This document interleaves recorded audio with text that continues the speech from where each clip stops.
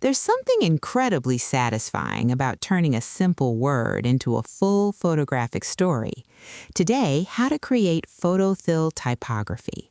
Open Photoshop and create a new document at 1920 by 1080 pixels with a soft, neutral background. Select the Type tool, type a bold word like travel, and choose a strong font such as Oswald Bold. Then scale it up to fill most of the canvas. Now go to File, Place Embedded, and import a high-resolution photo, positioning it directly above the text layer. Right-click the image layer and select Create Clipping Mask to instantly fill the text with your image. Press Ctrl-T to